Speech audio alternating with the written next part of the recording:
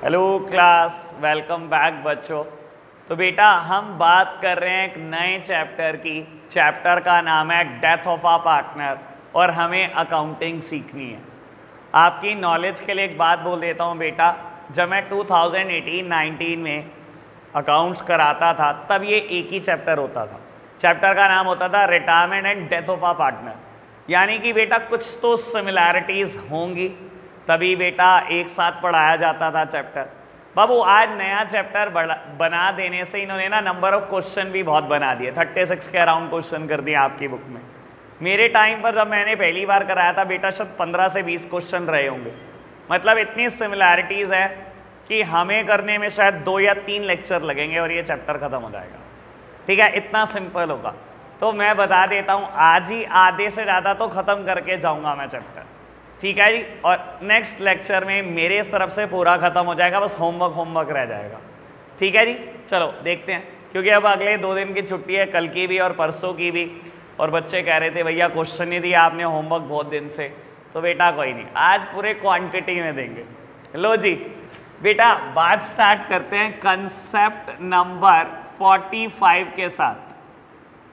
Concept number 45 के साथ बात स्टार्ट करते हैं और चर्चा करेंगे डेथ ऑफ आ पार्टनर की।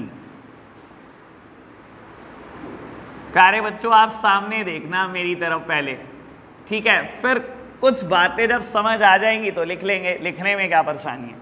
बाबू मैं ना यहाँ पर कंपेयर कराना चाहता हूं रिटायरमेंट वर्सेस डेथ को। लो थोड़ा सा कंपैरिजन कर लेते हैं ताकि ओवरव्यू मिल जाए कि हमने रिटायरमेंट में क्या किया है और हम डेथ चैप्टर में करने क्या वाले। बाबू अगर आप देखते हो हमने जितने भी क्वेश्चन रिटायरमेंट पे अटेम्प्ट करे हैं ना, कमाल की बात यह है हर एक के रिटायरमेंट या तो ईयर एंड पे हो रही थी या बेटा नए फाइनेंशियल ईयर के पहले दिन, जब पूरे P&L अकाउंट बन चुके हैं, हमारे सामने बैलेंस शीट है, हमें तो दी बैलेंस शीट होती थी, तो बेटा वहाँ आसानी बहुत होती थी। ठीक है ना, यानी कि अगर मैं बात करूं तो रिटायरमेंट हमने ईयर एंड पे ही देखा है, हमने तो और कोई चीज ही नहीं देखी रिटायरमेंट में। बेटा डेथ में पार्टनर तो चाहते होंगे कि हमारा पार्टनर मरे, साल के आखिरी दिन ही मरे, ठीक है ना, ताकि अकाउंट्स में आसानी हो, पर ऐसा होता थोड़ी है बेटा। ठीक है ना, पार्टनर है भाई, मरना है, मरना तो बेटा भगवान के हाथ में, कभी भी भगवान उठा ले। अब ये थोड़ी है ईयर एंड पे ही मरना होगा। अब बेटा ये तो साल के बीच में ही मरेगा, पक्का फिक्स है भाई। ठीक है ना, अब सब साल के बीच में मरेगा तो कहीं ना कहीं प्रॉफिट का तो बहुत पचड़ा खड़ा हो जाएगा। ठीक है ना बेटा, तो यहाँ ईयर एंड वाली बात नहीं आने वाली। ठीक है ना, इन बिटवीन ईयर बेटा कहीं ना कहीं साल के बीच में कोई बात आएगी, कहीं ना कहीं साल के बीच में कोई बात आएगी। बेटा अगर आप देखो तो यहां क्या मैं P&L एप्रोप्रिएशन से रिलेटेड कोई एडजस्टमेंट करता था? मैंने कोई एडजस्टमेंट करी है P&L एप्रोप्रिएशन अकाउंट से रिलेटेड? मैंने नहीं करी रिटायरमेंट में। क्यों बेटा, जब आप ईयर एंड पे कोई चीज देते हो, P&L एप्रोप्रिएशन अकाउंट बन चुका होता है, पार्टनर कैपिटल में हर चीज एडजस्ट होके आई होती है, यानी कि मुझे P&L एप्रोप्रिएशन का कुछ नहीं करना होता था रिटायरमेंट में। क्या यहां बनाना पड़ेगा? बेटा P&L एप्रोप्रिएशन तो नहीं बनाना पड़ेगा, लेकिन 1-2 एडजस्टमेंट हो सकती हैं उससे related, just like salary of a partner, just like interest on capital. ऐसी चर्चा हो सकती है किसी एक आध क्वेश्चन। ठीक है जी, सैलरी की चर्चा हो सकती है, interest on capital, interest on drawings पे चर्चा हो सकती है। ठीक है जी, बात समझ में आई? बाबू एक बात ये करते हैं कि हम रिटायरमेंट में प्रिपेयर क्या क्या करते थे। अगर मैं लेजर की बात करूं तो हम क्या रीवैल्यूएशन अकाउंट बनाते थे, हमने रीवैल्यूएशन अकाउंट बनाया। और क्या बनाया हमने? पार्टनर्स कैपिटल अकाउंट हमने बनाया बेटा, सारे पार्टनर्स के लिए बिल्कुल बनाया जी। पार्टनर्स कैपिटल अकाउंट भी बनाया हमने। 1-2 क्वेश्चन में बेटा पार्टनर्स लोन अकाउंट बनाया, मैंने होमवर्क दिए थे बेटा बहुत सारे इलस्ट्रेशन आपको। पार्टनर्स लोन अकाउंट हमने बनाया और हमने बैलेंस शीट बनाई है बेटा, इतनी चर्चा हमने की है। ठीक है, अब ये सोचो बेटा एक पार्टनर की डेथ हो जाती है, बाबू रीवैल्यूएशन बनाना पड़ सकता है। क्या कुछ अलग है मेथड? नहीं बेटा, कुछ नहीं बदला, revaluation account same. Partner capital account बनाना पड़ सकता है, बल्कि बनाना पड़ेगा, लेकिन यहां पर पार्टनर कैपिटल अकाउंट सारे पार्टनर के लिए कभी प्रिपेयर नहीं होता, क्योंकि बेटा सही मायने में देखो हम अकाउंट क्लोज करते हैं ईयर एंड पर, और अगर बीच में किसी पार्टनर की डेथ हो गई है तो हम उसका ही कैपिटल अकाउंट बनाएंगे, ये देखने के लिए कि कितना अमाउंट ड्यू है, हमें कितना पे करना है, पार्टनरशिप फर्म को कितना पे करना है उस पार्टनर को। तो सिर्फ एक ही पार्टनर कैपिटल अकाउंट बनेगा बेटा, पार्टनर कैपिटल अकाउंट। किस पार्टनर का बेटा? डिसीज्ड पार्टनर का। डिसीज्ड मतलब जिसकी डेथ हो चुकी है, बस उसी पार्टनर का, और किसी का मत बनाना बेटा, जरूरत नहीं है, ठीक है ना। मेथड वही है बेटा, किसी भी अकाउंट की दो साइड होती है, एक क्रेडिट साइड एक डेबिट साइड। हम फॉर्मेट में क्या लिखते थे पार्टनर कैपिटल में? पर्टिकुलर ए बी सी, इधर भी पर्टिकुलर ए बी सी। अब बेटा जिसकी भी डेथ हुई है पर्टिकुलर, मान लो सी की डेथ हुई है सी, उधर भी पर्टिकुलर और सी, और बना दो पार्टनर कैपिटल। मेथड वही सारा, कुछ नहीं बदला। और बैलेंस शीट ईयर एंड पे बनती है बेटा। लोन अकाउंट बेटा, यहां लोन अकाउंट नहीं बनता, यहां बनता है partners executor account. Partners executor account बेटा, ये कौन होता है बेटा? पार्टनर लोन और पार्टनर एग्जीक्यूटर अकाउंट में एज पर अकाउंट्स कोई डिफरेंस नहीं है। एज पर थ्योरी क्या डिफरेंस है बेटा? ये इंसान जिंदा होता है तो हम क्या करते हैं, इसके लोन अकाउंट में अमाउंट को ट्रांसफर कर देते हैं कि तुझे पे कर देंगे। बेटा यहां पर ये इंसान जिंदा नहीं है, हम ये अमाउंट इसके लोन अकाउंट में ट्रांसफर नहीं कर सकते, हम इसके एग्जीक्यूटर अकाउंट में ट्रांसफर कर देते हैं। एग्जीक्यूटर मतलब लीगल हायर, ठीक है ना भाई। उसके मरने के बाद कोई ना कोई तो उसकी जगह लेगा ना फैमिली में, किसी ना किसी को तो वो पैसे देने पड़ेंगे ना। तो हो सकता है इट मे बी उसकी स्पाउस हो सकता है बेटा कोई इसका एल्डर सन हो, तो बेटा हम उसको देंगे, उसके नाम से बुक करेंगे कि तुझे देने हैं पैसे। एज पर अकाउंट कोई डिफरेंस नहीं है, यानी कि जैसे पार्टनर लोन बनाते थे बिल्कुल वैसे ही पार्टनर एग्जीक्यूटर अकाउंट। तो बेटा मैं देखूं कि क्या कुछ बदला? कुछ भी नहीं बदला बेटा, कुछ भी नहीं बदला। क्या 3 महीने के बाद अगर पार्टनर की डेथ होगी तो 3 महीने की सैलरी नहीं निकाल सकते हम? 3 महीने का ब्याज नहीं निकाल सकते हम? रीवैल्यूएशन सेम है, जिस पार्टनर की डेथ हुई है सिर्फ उसी का कैपिटल अकाउंट बनना है। और बेटा बात करूं तो partner loan account is equal to partner executor account, कुछ भी नहीं बदला। समझ आई बात ओके, सिंपल। बढ़े आगे, नोट करोगे? चलो फटाफट से नोट डाउन करो इसको बेटा। स्टार्ट करते हैं एक नए कंसेप्ट की बात, चर्चा करते हैं न्यू पीएसआर की। और आपको पता ही है हमारे लिए कोई नया मुद्दा होगा नहीं। Concept number 46, new profit sharing ratio in case of death of a partner. In case of death of a partner. लो प्यारे बच्चों, न्यू पीएसआर की बात कर रहे हैं। जब कोई पार्टनर मर जाएगा, आप मेरी तरफ देखेंगे बेटा, सब मेरी तरफ देख रहे हैं, अभी इस चीज को समझ रहे हैं बेटा। मैंने तो एक ही वर्ड लिखना है, same as retirement. Same as retirement. Retirement और डेथ के टाइम पर पीएसआर में कोई भी चेंजेस नहीं होते बेटा। अगर याद हो, मैंने रिटायरमेंट के टाइम पर 2 केस किए थे, 2 तरीके से समझाई थी पीएसआर, बस 2 ही तरीके से एडजस्ट हो सकती है बेटा। ए बी सी 3 पार्टनर हैं, पुरानी रेशो है 5:3:2। बी रिटायर हो गया या बी की डेथ हो जाए तो नई पीएसआर क्या होगी? 5:2 as well as the gaining ratio. याद है आपको? न्यू पीएसआर भी बेटा 5:2 हो जाएगी और गेनिंग रेशो भी 5:2 हो जाएगी, सेम बात। बी रिटायर हो बी डेथ हो तब भी सेम बात, ठीक है ना। या दूसरा केस क्या हो सकता था? ए बी सी 3 पार्टनर है, पुरानी रेशो है बेटा 5:3:2। बी की डेथ हो गई, ए और सी ने डिसाइड करा कि वो बी का शेयर इक्वली बांट लेंगे, या 2:1 में बांट लेंगे, या 3:2 में बांट लेंगे, या किसी और रेशो में बांट लेंगे। बांट लो भाई जैसे बांटना है। ऐसे केसेस में हम रेशो कैसे निकालते थे? उनके ओल्ड शेयर में प्लस कर देते थे एक्वायर्ड शेयर को, जितना उन्होंने शेयर एक्वायर करा। यही तो करते थे बेटा। मान लो बेटा ए का पुराना शेयर था 5/10, सी का पुराना शेयर था 2/10, और इन्होंने डिसाइड करा कि हम बी का शेयर इक्वली बांट लेते हैं, आधा तू ले ले आधा तू ले ले।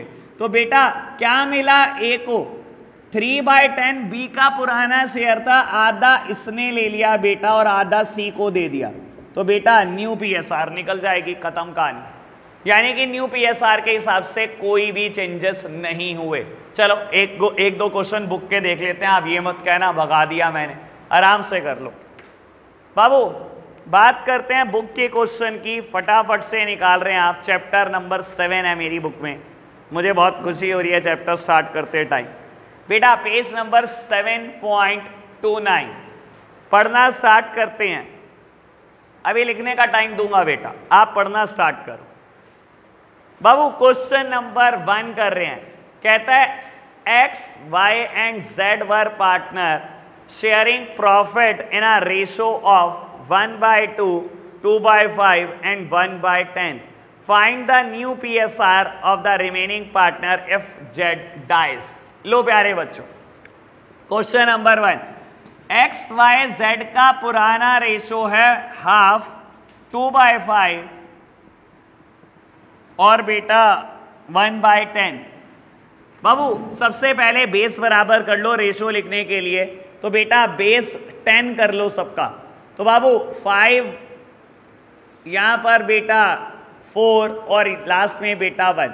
ये पुरानी रेशो है, कहता है अगर Z मर गया तो क्या शेयर होगा X और Y का। Z की डेथ हो गई बेटा, तो यार X और Y का बेटा नया शेयर कितना होगा 5/4। क्वेश्चन खत्म। सबसे मुश्किल क्वेश्चन पूरी बुक में यही था बेटा। चलो जी बेटा question number 2A, question number 2A पढ़ना शुरू करेंगे बेटा। Shiv, Mohan and Hari were partner in a firm sharing profit in the ratio of 5:5:4. Mohan died and his share was taken equally by the Shiv and Hari. बेटा पता लग गया होगा, बिल्कुल सेम एग्जाम्पल की तरह किया हुआ है जैसे मैंने करा है, इक्वली लेकर। तो क्वेश्चन नंबर 2A हो जाएगा। 2B, PQR were partner sharing profit in the ratio 5:4:1. P died, 4:1 आ जाएगी नई रेशो। तो समझ गए होंगे क्या लेवल है इनका। तो बेटा 6 ही क्वेश्चन है, 2 मैंने करा दिए, 4 होमवर्क। ठीक है जी, चलो जी नेक्स्ट कंसेप्ट पढ़ेंगे। पहले आप इसको नोट डाउन कर लो फटाफट से। बेटा बात करते हैं स्टार्ट एक नए कंसेप्ट की, कंसेप्ट नंबर 47 चर्चा करते हैं। अब बाबू ये चीज आपके लिए नई है पर मुश्किल बिल्कुल नहीं है, चर्चा करेंगे इस पर बेटा ये बात, लेकिन मुश्किल बिल्कुल भी नहीं है। लो जी फटाफट से करते हैं बात स्टार्ट। अभी कोई भी पेन नहीं चलाएगा बेटा। Share of profit of deceased partner, share of profit of deceased partner. लो प्यारे बच्चों, क्यों हो रही है इसकी चर्चा पहले ये बता देता हूं। बेटा पार्टनर की डेथ हुई है साल के बीच में किसी दिन, समझ लो 15 जून को बेटा, 30 जून को, 15 जुलाई को, किसी एक दिन बेटा बीच में डेथ हो गई। अब बाबू कभी भी ऐसा नहीं होता कि पार्टनर से फर्म अकाउंट्स बनाने शुरू कर देती है। पार्टनर की डेथ हुई, चलो जी P&L एप्रोप्रिएशन बनाना शुरू करो, देखो प्रॉफिट आज तक कितना हो चुका है। कभी ऐसे नहीं करती कोई फर्म कि बैलेंस शीट बना लेते हैं बेटा आज। बेटा ये चीजें हमेशा ईयर एंड पे बनती आई हैं और ईयर एंड पे ही बनेंगी। तो बेटा कैसे पे करोगे आप उसके एग्जीक्यूटर को, कैसे सोचोगे कि कितना प्रॉफिट दे दें इस साल का।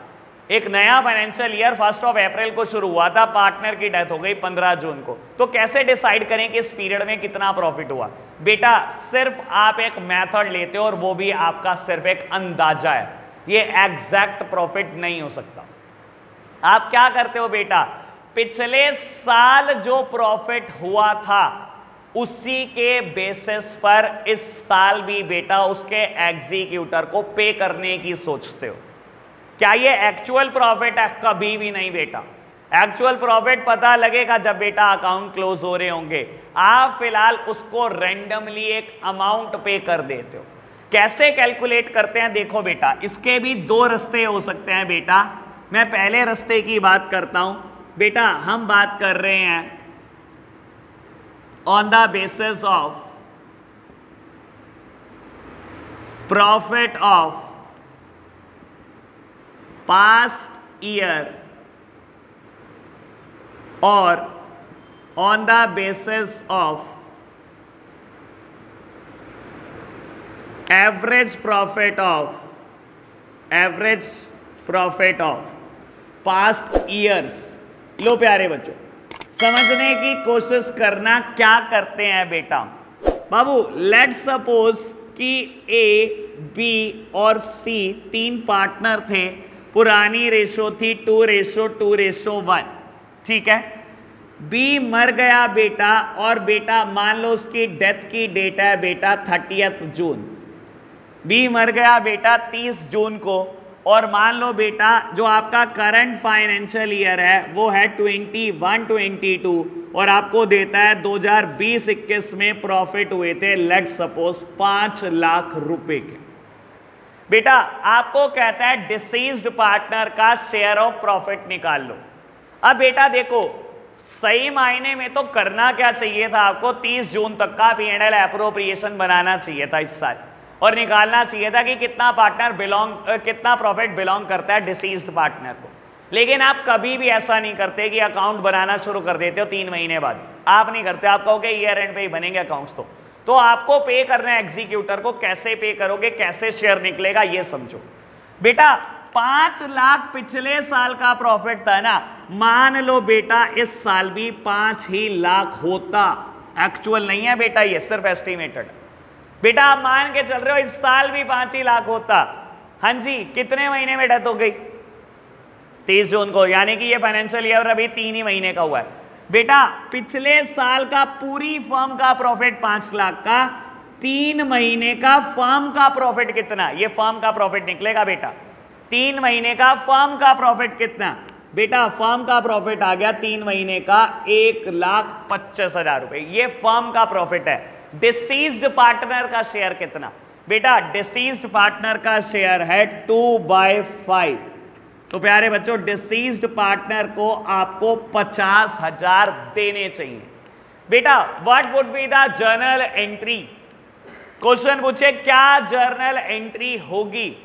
बाबू क्या करूं? P&L appropriation account debit to B's capital, B की कैपिटल बढ़ा दूं? कैपिटल बढ़ानी चाहिए कि नहीं बढ़ानी चाहिए? बेटा बढ़ा देते हैं, बाद में एग्जीक्यूटर के नाम ट्रांसफर कर देंगे कैपिटल को। बाबू लेकिन ध्यान रखना, मैंने बोली गलत एंट्री है जानबूझकर। P&L एप्रोप्रिएशन को डेबिट मत कर, क्योंकि it is not a actual profit. आपको नहीं पता एक्चुअलिटी में 3 महीने में क्या प्रॉफिट हुआ है, आपने तो पिछले ईयर के बेसिस पे कैलकुलेशन किया ना। डेबिट किसको करना है? P&L suspense account debit, P&L suspense account debit to B's capital. Entry ये होनी चाहिए प्यारे बच्चों। बात समझ आई कि नहीं आई? क्यों P&L सस्पेंस को डेबिट किया? क्योंकि बेटा ये एक्चुअल प्रॉफिट नहीं है। बाद में P&L सस्पेंस अकाउंट को भी P&L एप्रोप्रिएशन में ट्रांसफर कर दिया जाता है, वहीं से चार्ज किया जाता है ये 50,000 का प्रॉफिट भी। क्लियर हुई बात? P&L एप्रोप्रिएशन वर्ड नहीं लिखना, काम वही है बेटा, ठीक है ना। अगर मैं प्रॉफिट बांटता था वहां भी तो यही बांटता था, P&L एप्रोप्रिएशन अकाउंट को डेबिट करता था, पार्टनर्स कैपिटल में बांट देता था। कर यहां पर भी यही रहा हूं बेटा, अकाउंटिंग कभी नहीं बदलती, बस वर्ड P&L एप्रोप्रिएशन आ नहीं सकता क्योंकि ये एक्चुअल प्रॉफिट नहीं है। क्या मैं क्लियर हूं इस बात को लेकर? All clear? सिंपल बात है, कोई मुश्किल बात नहीं करी मैंने। बेटा एक दूसरा तरीका भी हो सकता है on the basis of turnover, और ये बेटा कुछ एक्चुअलिटी के ज्यादा पास है। On the basis of turnover मुझे लगता है ये बेटा बिल्कुल एक्चुअलिटी के आसपास है। आप कह सकते हो, बिल्कुल तो नहीं लेकिन हाँ 99% पास है। बाबू आपको कैसे कह सकता है प्रॉफिट कैलकुलेट करना है हमें टर्नओवर के बेसिस पर? कैसे कर सकते हैं? सिंपल तरीका बेटा, आप पास्ट ईयर की टर्नओवर देखो, past years turnover. Past year की आपकी सेल थी बेटा लेट सपोज 10 लाख। पिछले साल आपने बेटा सामान बेचा 10 लाख रुपए का, पिछले साल की टर्नओवर आपको पता है 10 लाख है। आपने अकाउंट्स उठाए, 1 मिनट में पता लग जाएगा कितना बेचा सामान, ठीक है। पास्ट ईयर्स प्रॉफिट, पिछले साल का बेटा P&L अकाउंट उठाकर देख लो, पता लग जाएगा हमने क्या कमाया। मान लो बेटा आपने 1.5 लाख कमाया, ठीक है। और बेटा इस बार जब पार्टनर की डेथ हुई 30 जून को, तो आप देख लो इस फाइनेंशियल ईयर में हमने कितनी सेल की है। तो बेटा current years turnover till the death of a partner, till the death of a partner, let suppose it is 4 lakh. अब आप सोचो बेटा, ये मेथड फिर भी मैं बोलता हूं रियलिटी के काफी आसपास है। बेटा जब पार्टनर की डेथ हुई 30 जून को, तब हम इस फाइनेंशियल ईयर में 4 लाख का सामान बेच चुके थे, ठीक है, और हमें प्रॉफिट देना है बेटा उसके एग्जीक्यूटर को, जो भी उसका लीगल हायर है, ठीक है जी। 3 महीने के बाद उसकी डेथ हुई है बेटा। हम P&L एप्रोप्रिएशन तो नहीं बना रहे, लेकिन हम प्रॉफिट कैलकुलेशन का एक तरीका यूज कर रहे हैं। हमने देखा पिछले साल हमने कितना सामान बेचा जी, हमने 10 लाख का सामान बेचा। कितना प्रॉफिट कमाया जी, हमने 1.5 लाख का प्रॉफिट कमाया। तो बेटा मेरी प्रॉफिट की रेशो क्या है, मैं 1.5 लाख कमाता हूं 10 लाख का सामान बेचने पर, दैट सिंपली मीन्स कि मेरी प्रॉफिट परसेंटेज 15% है। तो अगर मैंने इस 3 महीने में 4 लाख का सामान बेचा है, प्रॉफिट तो उसमें भी 15% होगा ना, प्रॉफिट तो उसमें भी 15% होगा ना। 4 लाख का सामान मैंने इस 3 महीने में बेचा है बेटा, इस 3 महीने का प्रॉफिट कितना होता, इसमें टाइम पीरियड एडजस्ट हो चुका है, देख रहे हो आप। यहां पर देखो मैं टाइम कैलकुलेट करता था, 5 लाख पूरे साल का प्रॉफिट था, तो 3 महीने में कितना होता, 3 महीने में 1.25 लाख होता, और फिर डिसीज्ड पार्टनर का शेयर निकालता था। यहां टाइम ऑलरेडी एडजस्ट हो चुका है, क्योंकि 3 महीने की सेल, पता है आपको 3 महीने की सेल 4 लाख रुपए है जब वो पार्टनर की डेथ हुई। तो बेटा मैं एवरेजली 15% कमाता हूं दुकान पे, तो इस 3 महीने में भी 15% कमाया होगा, यानी कि बेटा इस 3 महीने में हमने 60,000 कमाया होगा। बेटा ये फर्म का प्रॉफिट है 3 महीने का, तो डिसीज्ड पार्टनर का शेयर कितना, डिसीज्ड पार्टनर का शेयर मान लो वही 2/5 मेरे एग्जाम्पल में, तो बेटा 24,000 रुपए का प्रॉफिट देना। अगेन एंट्री क्या होगी, P&L suspense to B's capital. अब कोई बच्चा ये भी पूछ सकता है कि भैया अब तो P&L एप्रोप्रिएशन ही लिख देते, अब क्यों P&L सस्पेंस आपने लिखा, सोच सकता है दिमाग में। बेटा देखो मैं बोल रहा हूं ये 99% रियलिटी के पास है, लेकिन रियलिटी जरूरी नहीं है ये हो सकता है ना पिछले साल का प्रॉफिट परसेंटेज 15% था, इस बार कुछ कम हो गया हो या कुछ ज्यादा हो गया हो, मार्केट में मंदा है भाई, हमने सस्ता बेचना शुरू कर दिया होगा तो प्रॉफिट कम हो गया होगा, या बेटा हमें रॉ मटेरियल पीछे से सस्ता मिल रहा होगा तो इस बार हमारा प्रॉफिट ज्यादा भी हो सकता है। तो ये रियलिटी के पास है, पर बिल्कुल रियलिटी तो ये भी नहीं है, इसलिए एंट्री तो यही होनी चाहिए, P&L suspense to B's capital account. समझ आई कैसे कैलकुलेट किया जाता है बेटा डिसीज्ड पार्टनर का शेयर ऑफ प्रॉफिट। 2 ही मेथड है बेटा, या तो on the basis of past year profit, मैंने इसका एग्जांपल नहीं दिया बेटा, कई बार आपको कह देता है on the basis of average profit of past 3 years या पास्ट 4 ईयर, आपको कह दे पिछले 3 साल का जो प्रॉफिट है उसका एवरेज मान लो कि इस साल प्रॉफिट होता, मान लो बेटा 3 साल के प्रॉफिट देता है 10,000, 12,000 और बेटा 8,000, 10,000, 12,000 और 8,000 देता है, कहता है पिछले 3 साल का जो प्रॉफिट है उसका एवरेज इस साल मान लो प्रॉफिट होता। बेटा पिछले 3 साल का एवरेज है 10,000, तो इस साल मान लो कि 10,000 का प्रॉफिट होता, 10,000 में बेटा 3 महीने मल्टीप्लाई कर देना, 3 महीने के बाद पार्टनर का शेयर निकाल लेना, एक्चुअल बात ये भी नहीं आएगी। तो कई बार आपको कहता है पिछले ईयर के प्रॉफिट के बेसिस पे कैलकुलेट कर लो, कई बार आपको कहता है पिछले 3 साल के, पिछले 4 साल के एवरेज के बेसिस पे कैलकुलेट कर लो, हमें कोई फर्क नहीं पड़ता, जैसा कहेगा हम तो वैसा कैलकुलेट कर देंगे। बस ध्यान रखना यहां और यहां में एक चेंज आ जाता है बेटा, यहां टाइम ऑलरेडी एडजस्टेड होता है, टर्नओवर टाइम एडजस्टेड था ना, यहां टाइम कभी एडजस्टेड नहीं होता। अब इसके बेसिस पर 13 क्वेश्चन दिए हुए हैं बुक में, यकीन मानना 13 सेकंड में क्वेश्चन हो जाते हैं 13, ठीक है जी। करेंगे 2-4 क्वेश्चन, एक और हल्की सी चर्चा करता हूं, फिर बेटा बात को खत्म करो, ठीक है जी। आप फटाफट से पहले इसको नोट डाउन करो बेटा। इस कंसेप्ट पर बेस्ड एक लास्ट चर्चा मुझे आपके साथ करनी है, बस उसके बाद मैं क्वेश्चन की तरफ बढ़ सकता हूं।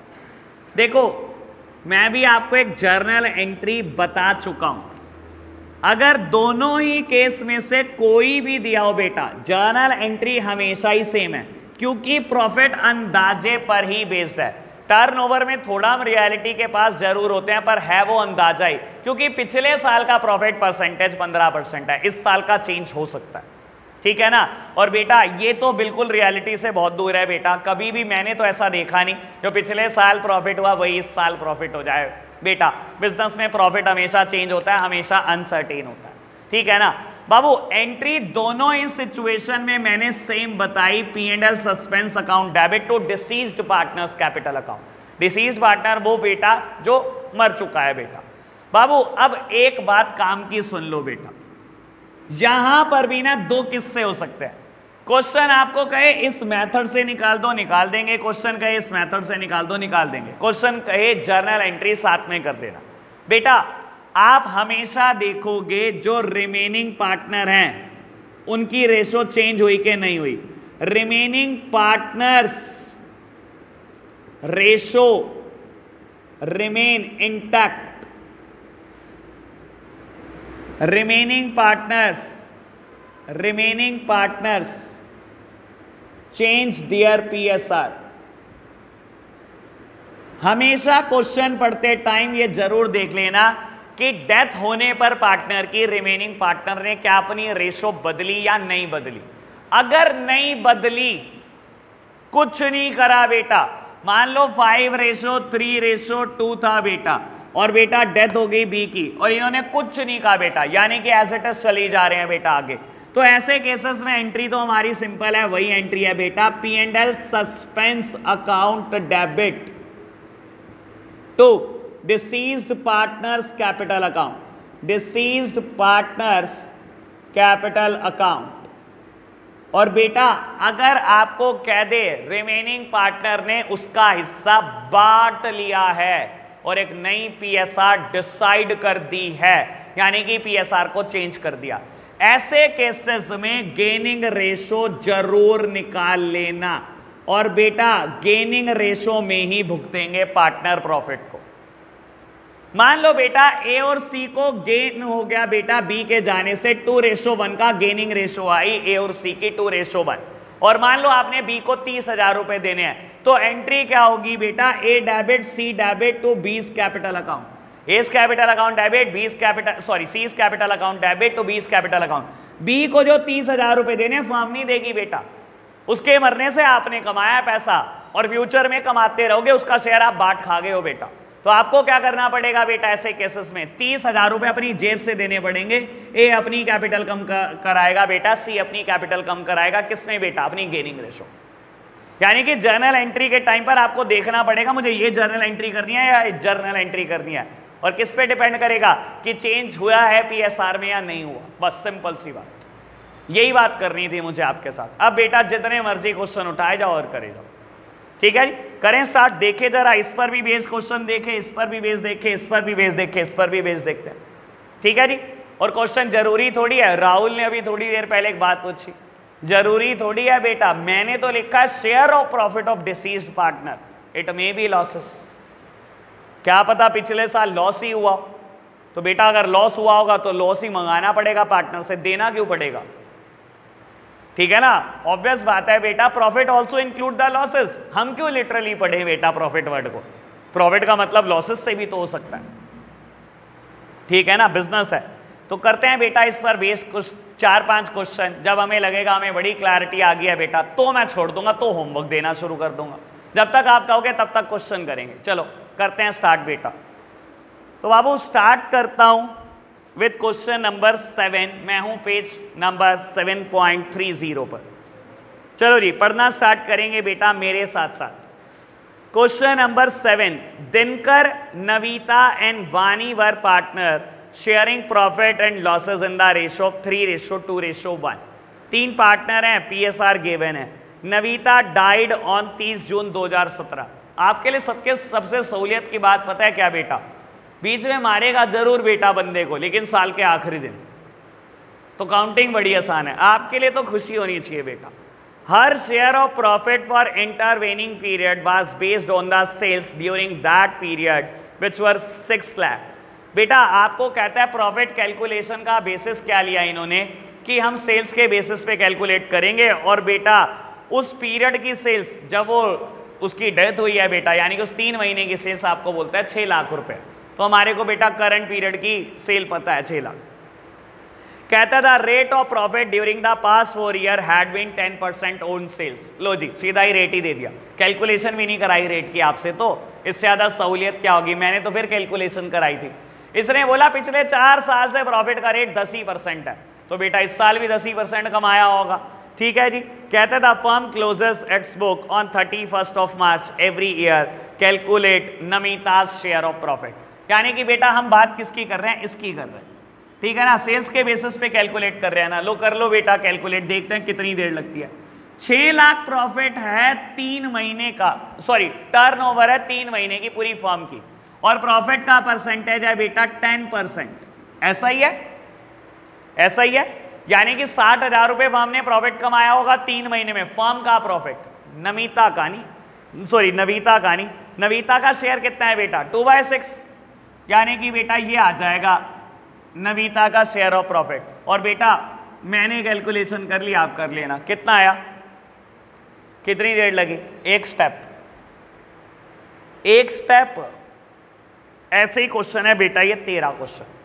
चलो जी पढ़ते चलते हैं, जब तक आप कहोगे तब तक करता चलूंगा, जब आपको लगेगा कि हमें समझ में आ गया तो बता देना। चलो जी question number 8, Anil, Sunil and Hari were partner sharing profit equally 1:1:1. Sunil died on 31st of December 2020. In terms of the partnership deed, the accounts were prepared for the period ended 31st of December 2020. काम की बात कहता है, accounts बनाते हैं 31 दिसंबर तक के लिए, यानी कि कैलेंडर ईयर पे अकाउंटिंग चल रही है उनकी। क्या हो गया, कह सकता है क्वेश्चन, ये थोड़ी कह देंगे फाइनेंशियल ईयर पे ही कर। क्वेश्चन ने कह दिया 31 दिसंबर तक आप अकाउंटिंग करते हो और पार्टनर की डेथ भी 31 दिसंबर को ही है, यानी कि साल के आखिरी दिन ही डेथ हुई है।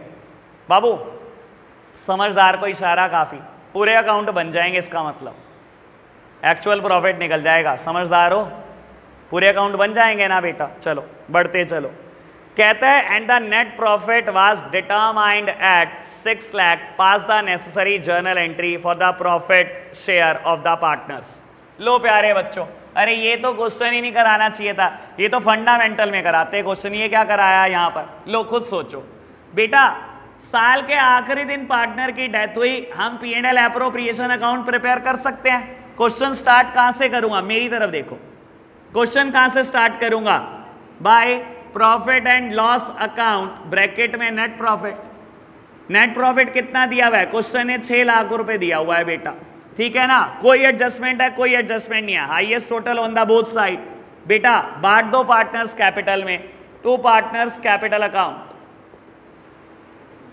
मेरे पास बैलेंस 6 लाख रुपए का, बांट दो, और इक्वल रेशो है, यानी कि बेटा अनिल, सुनील और हरी 2-2 लाख रुपए ले जाएंगे। अनिल भी ले जाएगा, सुनील भी ले जाएगा, हरी भी ले जाएगा। बेटा कितने पैसे, तीनों के तीनों ले जाएंगे 2 लाख रुपए।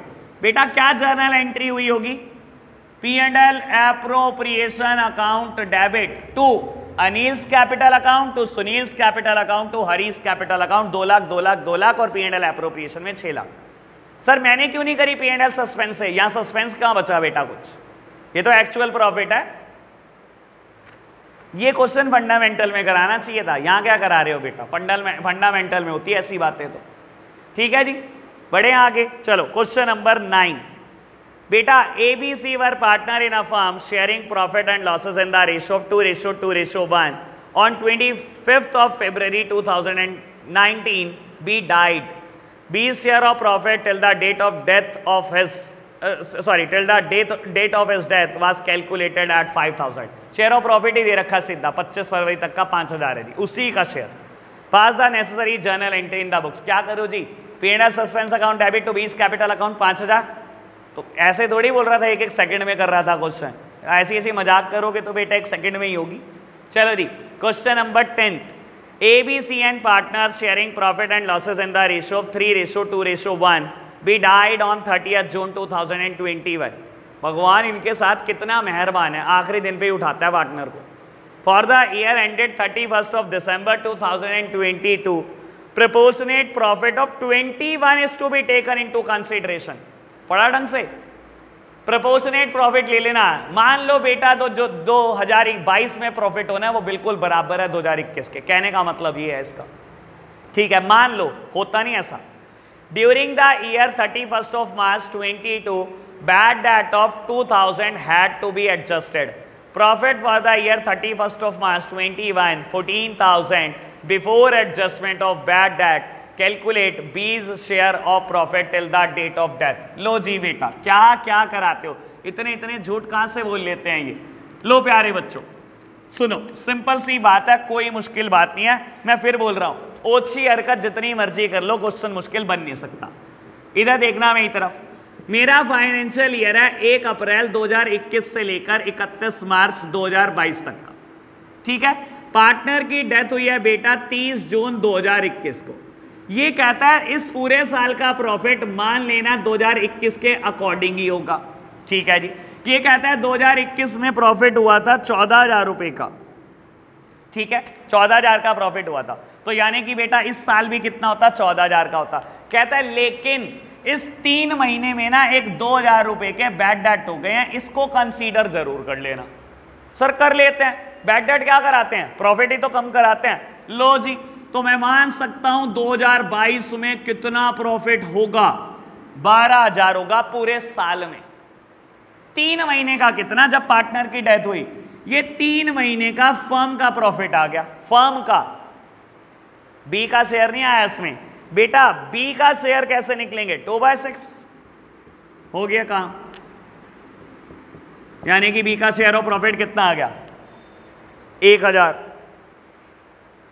सर एक स्टेप और क्वेश्चन खत्म, एक ही स्टेप है, मैं कोई दूसरा स्टेप भी नहीं कर रहा हूं, ठीक है ना। बढ़े आगे, चलो बेटा question number 11। Ram, Manu and Hari were partner in a firm. Hari died on 30 जून 21। कितनी प्यारी डेट है बेटा, 30 जून। बाबू एक ही डेट मिली हुई है पूरी की पूरी बुक को, 30 जून को ही मारते रहते हैं पार्टनर को। His share of profit from the closure of last accounting year till the date of death was calculated on the basis of average of 3 completed financial year of profit before death। बाबू इस बार profit मानना 2021-22 का किस पर based है बेटा, पिछले 3 साल के एवरेज के बेसिस पे कहता है निकालने को, ठीक है जी। Profit for the year ended 2019, 20 और 21 1,10,000, 1,20,000, 1,30,000 दिया हुआ है, ठीक है जी। Calculate Hari's share of profit till the date of his death and pass necessary journal entry for the same। लो प्यारे बच्चों, बाबू इस बार आपको क्या कहता है, पढ़ लो बहुत आराम से।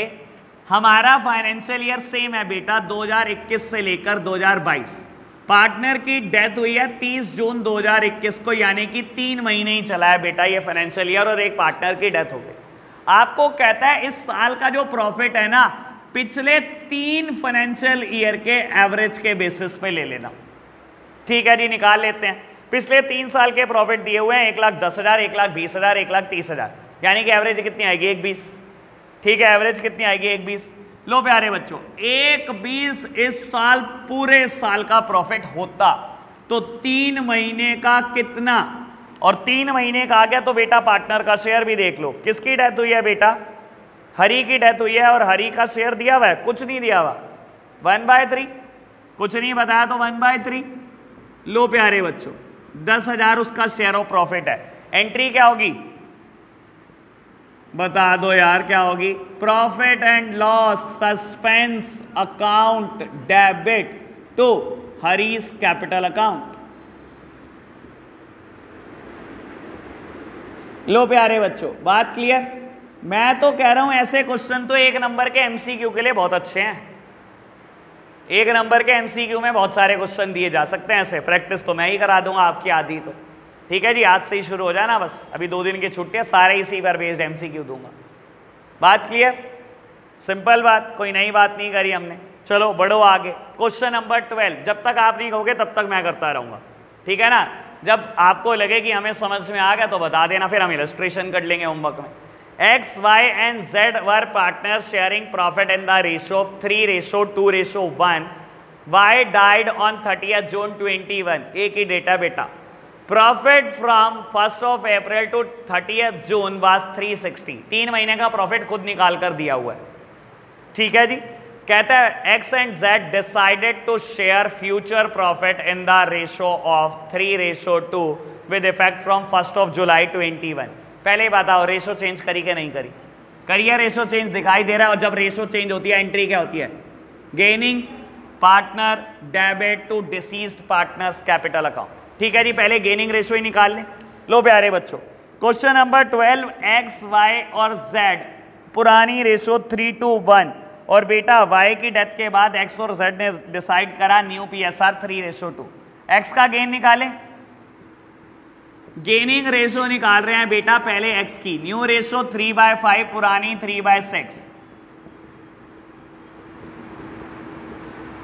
और बेटा ये x की है, मैं z की भी निकाल देता हूं।